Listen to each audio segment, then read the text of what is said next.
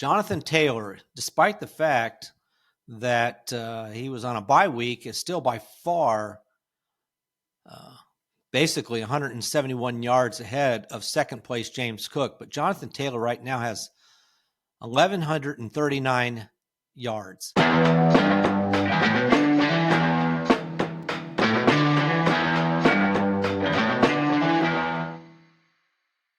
Welcome to Just the Stats, NFL Top 10's for Thursday.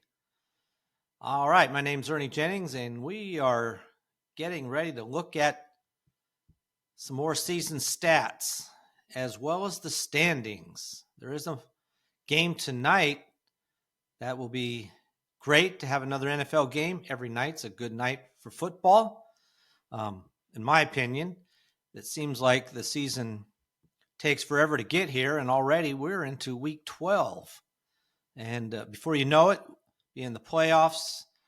And, I don't want to rush things, but we'll be back to looking at the draft and free agency and all that. So I do enjoy the football season. And this year, as a Jaguar fan, I'm still talking about a team that's in the playoffs. By this time last year, we're already looking at where we stand as far as the draft goes and how close to the number one pick we're going to be. So instead of that, we're talking about making the playoffs and actually in the playoffs at this point in time. And we'll look at those standings in a little bit. But first, I did want to continue on with the season stats that we picked up. We started just briefly, only did the quarterbacks on Wednesday. So if you missed that, you can go back to Wednesday and look at that.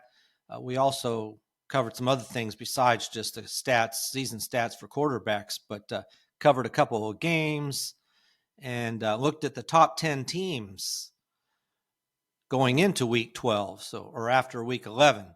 And you'll have to take a look at that. I still have the Eagles as number one right now. But let's pick up now with the season leaders, and we'll go to the running backs. And right now, Jonathan Taylor, despite the fact that he was on a bye week, is still by far basically 171 yards ahead of second place James Cook. But Jonathan Taylor right now has 1,139 yards. He's averaging over 100 yards a game. The only player now to do that. James Cook is second with 968 yards. He's dropped off the pace a little bit after these last 2 weeks. He's really hasn't had the same numbers. Now, Devon Achane jumped up over Rick O'Dowd to number 3. He's got 900 yards. Only players right now even close to 900 yards, and he's third with 900 exactly. Rick O'Dowd drops down to 833, and then it goes down from there.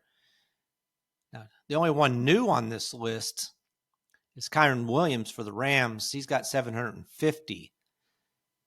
Player that's going to drop off this list will be J.K. Dobbins probably after this week. He's number 8 right now, but he'll drop off since he's not playing. Derrick Henry is an interesting one. Last year it was all Barkley and Derrick Henry, and we haven't seen Saquon Barkley much at all. But Derrick Henry has gradually been picking up the pace here, and he's now got over 800 yards. He's 6th right now with 807 yards. So he's making a case again as another great, just another 1,000-yard season for him. Very impressive. Only player even close to maybe making the top 10 all-time in rushing yards. I'm talking about current players. And even for him, it's going to be difficult. He's already there, though, in the touchdown category. But that's about it. Now, looking at rushing touchdowns this season, and again, this is Jonathan Taylor. 15 rushing touchdowns. Again, like I said, he was on a bye week, so they didn't increase, but he still leads by quite a ways over Josh Jacobs, who has 11 rushing touchdowns. He didn't change either, even though he did play. Now, the big mover here was Josh Allen, quarterback for the Bills. He had 3 rushing touchdowns. So he jumps up all the way to with 10 now. He's got 10 rushing touchdowns. Only quarterback right now in the top 9 players.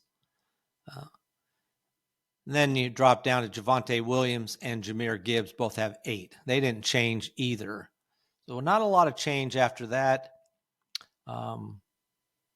Interestingly, for the Falcons, it's Tyler Algier who's on this list. He's got 7 to be tied for 6th place right now. Interesting that he's got more rushing touchdowns than his compatriot for the Falcons. All right, let's look at the quarterbacks. Rushing yards by quarterbacks. And this has been changing back and forth. Right now, it's Justin Fields jumped up into first place and with 383 yards. Now, he's being benched this week, so he'll probably get passed possibly by Josh Allen or Justin Herbert. They're right behind him. Now, Josh Allen jumped up a couple of spots here. He had 40 yards rushing in his last game. He's now got 351 to be in second place. Herbert dropped a spot to 345 with 345 yards. He had 21 yards rushing. Jackson Dart was 4th. He was really flying up this list, but then he was injured. He was out. He might be back this week. This coming Sunday, we'll see. And if he is, he has a chance to actually, for him, to jump all the way up to first. It just really depends on what Josh Allen does, honestly. After that, there's no other player with over 300 yards rushing so far this season as far as quarterbacks go. All right, now let's look at the receivers. Jamar Chase continues to lead in this category despite the fact that he only had 3 receptions. It was his worst game, or one of his worst games since early on. Had a lot of targets thrown his way, but just could only bring down 3 of them. So he's got 79 receptions to lead the NFL. Second right now is Christian McCaffrey with 74. Running back for the 49ers. That's pretty interesting. In fact, he is the only running back on this list. And then you do have 2 tight ends on the list as well. Now, number 3 is Puka Nacua, who was out a couple of games, 2 or 3 games. And he's got 73, so he's making a big push. He had 7 more receptions to the 3 for Chase and the 5 for McCaffrey. So he's definitely making a move up toward the top. And so is Jackson Smith-Njigba, who's 4th with 72. He had 8 receptions. And then we have our first tight end in 5th, Trey McBride for the Cardinals with 71. He had 10 receptions for, I think, 115 yards in their loss, the Cardinals, to the 49ers last week. But 71, so you got 5 players with more than 70 receptions. Pretty impressive. But Jamar Chase is making an effort to retain that most receptions number. He really did drop off the pace, though. For a while there, he'd been averaging 10 receptions a game, just about right there, and that's definitely dropped off now. So some of these numbers where he was looking, he could be in the top 10 all time or even set the record for most receptions, that's going to drop off. I'll take a look at that and see where people stand now after 11 weeks into the season, if anybody's even close. All right, let's look at the receiving yards. Now, this is where Jackson Smith-Njigba has a huge lead. He's got 1,146 yards receiving through week 11. That's number 1. Only player right now averaging well over 100 yards a game as far as receiving goes. Now, next for the Cowboys is George Pickens, who had a big game last Sunday. He has 908 yards, only other player over 900 yards. And then Jamar Chase has moved into 3rd place. He's got 861 yards. He was already in 3rd, actually. Puka Nacua actually gained ground on him. He's got 850, so only 11 yards behind. So if Chase doesn't have a better game, he's gotten a lot of receptions, but he's not getting the same yardage necessarily that Puka Nacua is getting. and definitely not what Smith-Njigba gets. No one really is. Pickens, I guess, would be. He just doesn't have as many receptions as Smith-Njigba. Those are your top players. Now, one that jumped all the way up is the rookie Tedero McMillan. He wasn't even in the top 10. He jumped up to 6. He's got 748 yards right now. Very impressive with him. Looking at him and Abika for the Buccaneers are really both been playing well as rookies. Now, Christian McCaffrey still in the top 10. Not only he's number 2 in receiving receptions, he's number 9 in receiving yards with 732. He's been gradually dropping down a little bit. He had only 40 yards. I guess it was 40 yards last week. So it kind of dropped him a little ways. Obviously I don't see him staying on the top 10 in receiving yardage, but he's still impressive and he's still on a pace. And I'll double check this to definitely be in the top 10 all time receiving yards by a running back. But we'll see where he stands as far as maybe catching number 1 spot. Now, receiving touchdowns, Davante Adams in that crazy game he had 8 targets, but only had 1 catch. This is a crazy number here. 1 catch for 1 yard and 1 touchdown. So he made the 1 catch worthwhile, and it turned out that was his 1,000th reception. So it was, in one way, it was a really big game for him. In another way, it was actually a bad game as far as his participation in the game. But now he has 10 receptions to lead the NFL by 2 over Amon-Ra St. Brown for the Lions, who has 8. And then there's several players with 7 and 6. But right now, leading the NFL with 10 receptions. And that's because his quarterback, Matthew Stafford, leads the NFL in touchdown passes. All right, now, like I said, receptions by running backs. This is where Christian McCaffrey is just dominating. He's got 74. Next up, Devon Achane has 54. 20 reception difference. And then there's it's just big continuing down. Bijan Robinson for the Falcons has 47 receptions. And that's 3rd best. Those are the only players over 40 receptions. And each one has a gap between each other. Chase Brown has 39. That's number 4. That's it. Now here, Saquon Barkley does make the top 10 just barely. He's in 10th with 28 receptions. So his season hasn't been great as far as rushing goes, but he is contributing in the passing game as well. So that helps out the team. All right, now in yardage, it's the same thing. This is all receiving yards by running backs I'm talking about. This is Christian McCaffrey again with 732 receiving yards. Next up, and this is a flip-flop with Achane and Robinson, but Robinson for the Falcons, 506 yards. So that's well over 200-yard difference between number 1 and number 2. And then Achane for the Dolphins has 370. So there's another big drop between 2nd and 3rd. Only new player on this list, Chase Brown, jumps up, not even in the top 10, jumps up to number 7 with 229 yards. But you can see how far away that is from these top 3 players. All right, let's keep moving. Yards from scrimmage. This is Christian McCaffrey, and that's because Jonathan Taylor wasn't playing. Jonathan Taylor was in first, but since he had that bye week, Christian McCaffrey jumped back up into first place. Right now, Christian McCaffrey has 1,432 yards from scrimmage. That's impressive. Really incredible, honestly.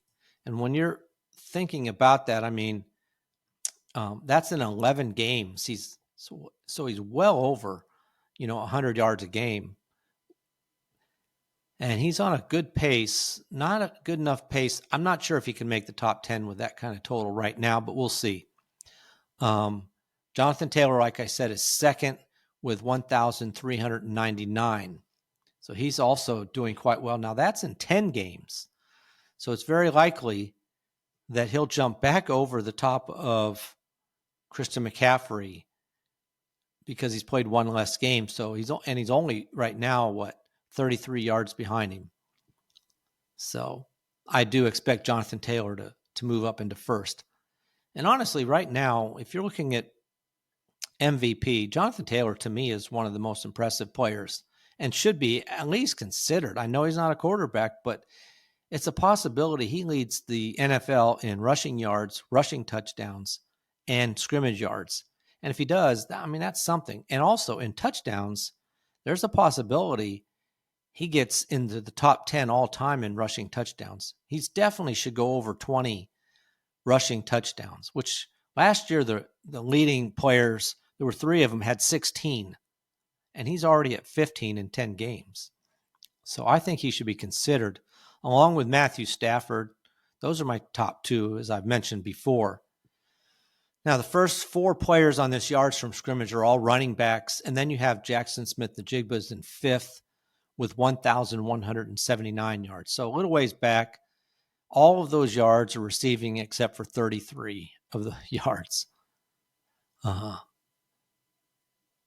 And then after that, they're all running backs. So he's the only receiver on this list. The rest of them are running backs. Going back to Christian McCaffrey, he still has not quite caught up in the rushing yards compared to his receiving yards. It's almost 50-50, honestly. Rushing yards, he's got 707, and receiving yards, he's got 732. Very close. I mean, there's no one. The only one close to kind of numbers like that is Bijan Robinson, who has 783 yards rushing and 506 yards receiving. The only one close, and he's third right now. He's 100 yards, about 133 yards, 143 yards behind Christian McCaffrey right now. He's going to have a tough time, though. He's only played 10 games as well, but wow, their team is just falling apart. And this next game up, without Penix starting and with Cousins starting, and then Drake London's going to be out, I wouldn't doubt at all that defenses decide we're just going to focus on this running game and shut it down and force Cousins to try to win by throwing it, which probably is not very likely. All right, that is a look at some of the numbers going on in the NFL right now. Like I said, I'm impressed by Christian McCaffrey. He's the other one. He's held that team together. He's about 50% of their offense. But right now, Jonathan Taylor, to me, is even more impressive. Leading their team right now to a 8-2 record. And speaking of that, let's start looking at the records. Let's see how everybody's doing in the NFL. So let's look at the standings. We'll start with the AFC East. Try to get through this because I want to look at the playoff picture too in the next, say, 10 to 12 minutes. New England Patriots continue to win. 8-game winning streak. They are now 9-2. Buffalo Bills are 7-3. So they're a game and a half behind right now. And New England Patriots hold the edge over them. Next up, Miami Dolphins, who have won 2 games, but they're 4-7. Their only chance, really, and it's very slim. We'll look at that when we get to it, to make the playoffs, is to basically almost win out, which will be difficult. And then the New York Jets are in last place with 2-8 record. You're really starting to see some divisions break apart as the teams that are better start to pull away as we get into the last third of the season. All right, that's the AFC East. Like I said, New England Patriots just been dominating. 8-game winning streak. Them and the Denver Broncos both have 8-game winning streaks. And the Buffalo Bills, they play another tough game. I think they have Houston. That's another tough game. They were able to take on the Buccaneers and win that game, and they just need to continue to win. And like I said, their schedule is not easy this second half of this last third of the year. Now, AFC North. This division is tight for the most part.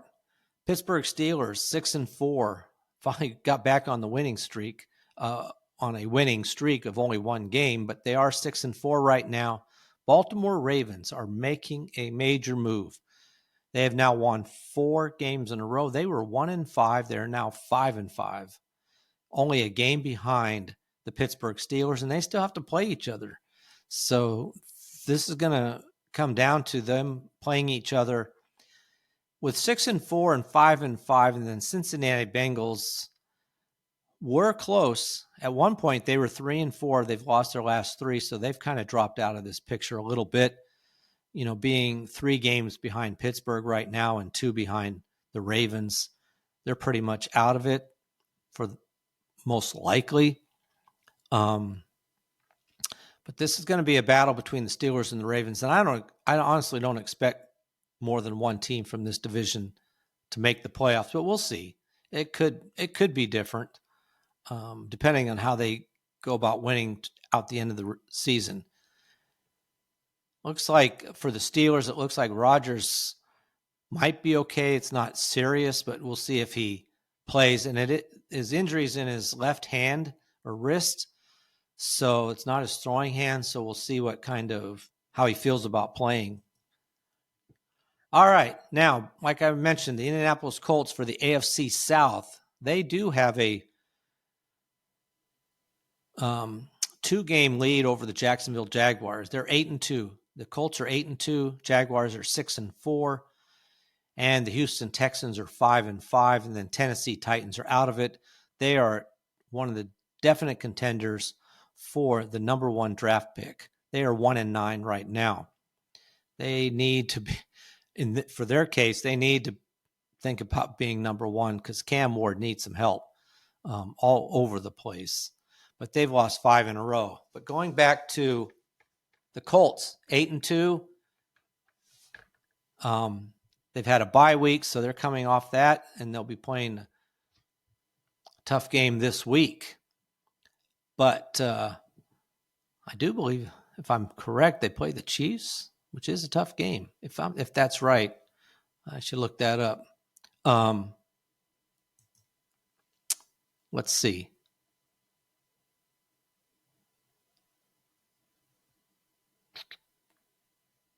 Yeah, they play the Kansas City Chiefs in Kansas City. So I'm torn in that game because I don't mind seeing the Chiefs not make the playoffs. But on the other hand, and even more importantly, if the Colts lose and the Jaguars can win their game, that would pull them within 1 game of the Colts, and they still have to play the Colts twice. So that game, that AFC South could come down to being those 2 teams. Now, right now, those 2 teams are in the playoffs. That's one of the divisions where there's 2 teams. Houston Texans are fighting. They're going to have to win a lot. They're only at 5-5, so they're still 3 games back of Indianapolis Colts. And 3 teams from AFC South are definitely not making the playoffs. So somebody's going to falter. Houston Texans and the Jaguars have already played each other twice. So there's no chance for the Texans to pass them by playing them. They're going to have to beat the Colts to pull closer. But as long as the Jaguars win and have that 1-game lead over the Texans, it's going to make it hard on the Texans. All right, let's look at the AFC West. Denver Broncos, like I said, 8-game winning streak. Them and the New England Patriots, they're 9-2. And then with the Chargers and the Chiefs and the Raiders all losing, they just cemented their spot at number 1 a little bit firmer. 9-2 for them. The Chargers dropped a game to the Jaguars. They're now 7-4. And the Kansas City Chiefs are 5-5 after losing to Denver. That was a huge game for the Broncos to keep that distance. I mean, Kansas City now is 4 games back. 3.5. 3.5 games back because they played 1 less game than the Broncos. But still, that's a huge lead for the Broncos. And then the Chargers are now 2 full games back of the Broncos. So nice lead for the Broncos right now. Guess they have a bye week, which is good for them. That'll get them back in track with the rest of these teams. We'll see with the Kansas City Chiefs. And they, like I said, they have a tough game against the Indianapolis Colts. They lose that game, they're out of it basically.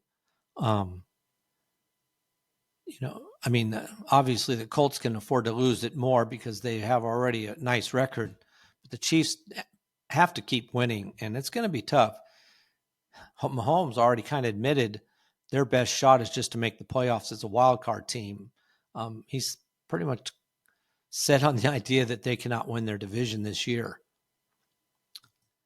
Now, let's shift over to the NFC.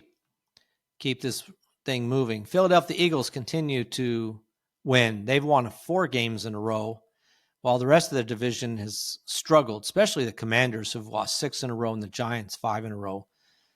But the Philadelphia Eagles are 8-2. Dallas Cowboys are 4-5-1. So there's quite a gap between those two. And then the Commanders are 3-8, and the Giants are 2-9. The Commanders and the Giants have just not been able to keep their star players on the field. McLaren just can't stay on the field. Daniels has been hurt a couple different times. And then the Giants, we've already talked about it. But Neighbors, Scatterbo, and Dart all get out. Dart may come back, but it's the season's kind of over for them. Dallas has a slim chance. They're just going to have to keep winning. But the Eagles right now dominate in the NFC East. Now, NFC North, the Chicago Bears are in first place. This is a crazy division because let's see, 2 weeks ago, Green Bay was in first place. When they lost, Detroit won. Detroit was in first place last week. Going into last week, Detroit was in first place. They lose, and Chicago Bears are now in first place. That's how tight this division is. Minnesota's in last at a 4-6 record, but the Bears are 7-3. Green Bay Packers are 6-3-1, and the Detroit Lions are 6-4. It's such a close division. I mean, a game separates first and third. And really, even the Minnesota Vikings, they're 3-back. That's much tougher. They'd have to win out pretty much over all these teams, and that's going to be difficult.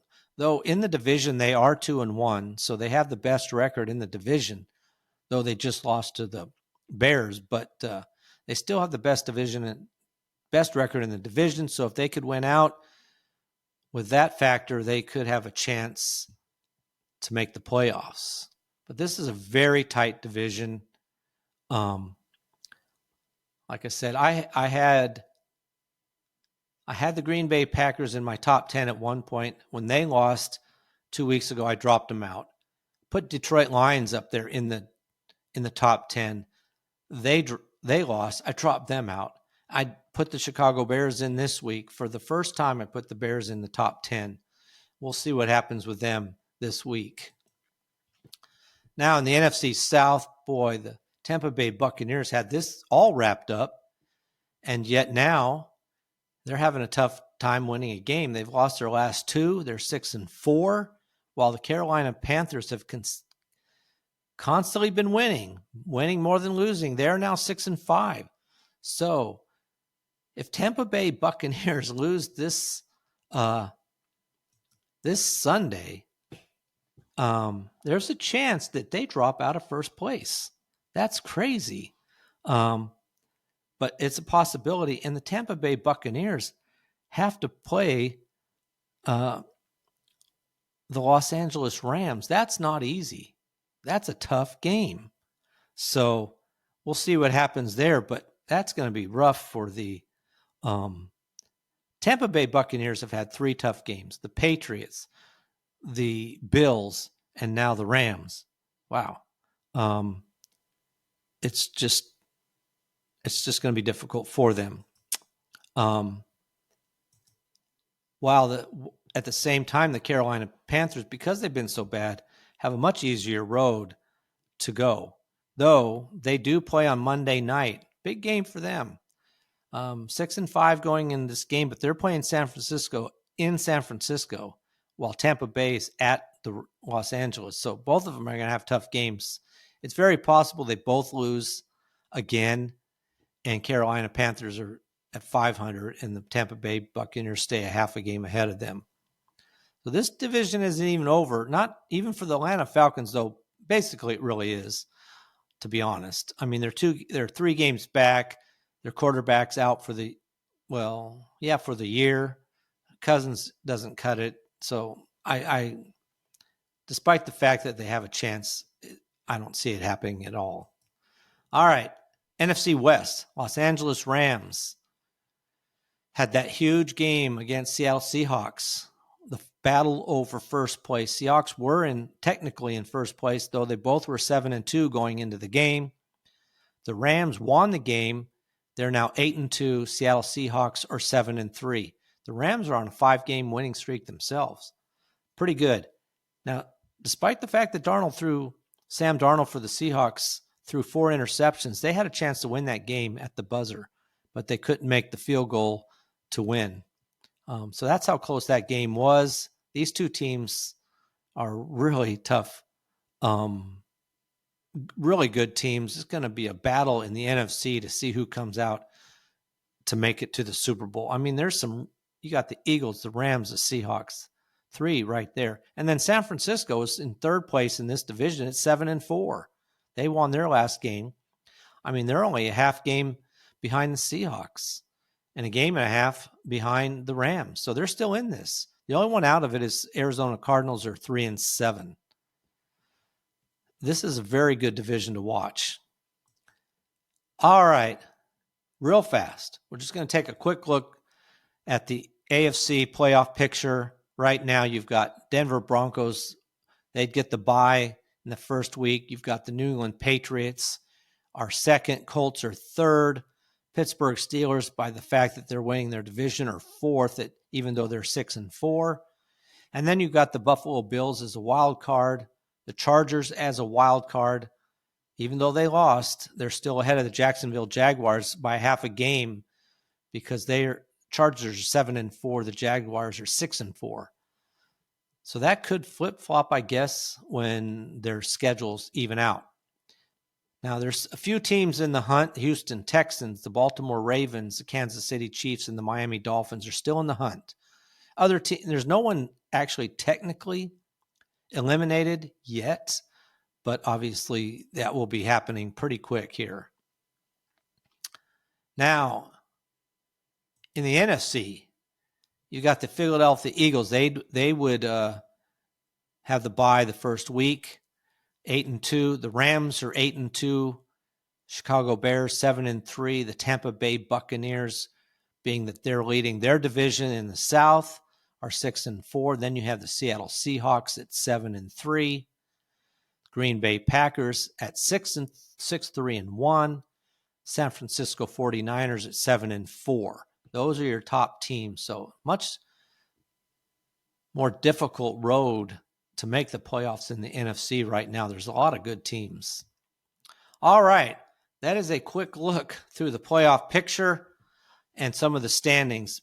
It's really fun to look at it, and it's getting more and more important. These games this week, a lot of them are so important to the playoff picture, and we'll keep looking at that as we go along. All right. Appreciate you listening.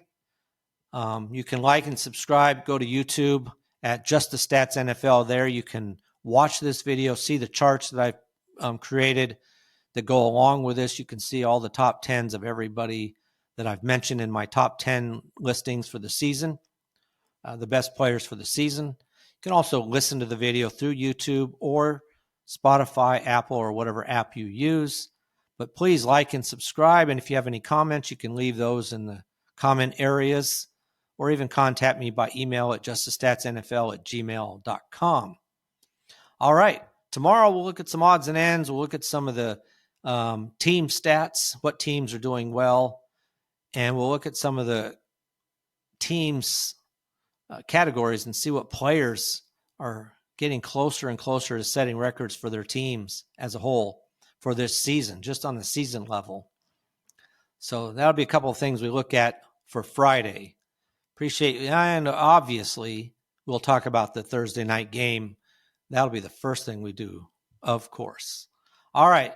Well, that is a wrap for NFL Top 10s for Thursday. Appreciate you listening, and I'm out.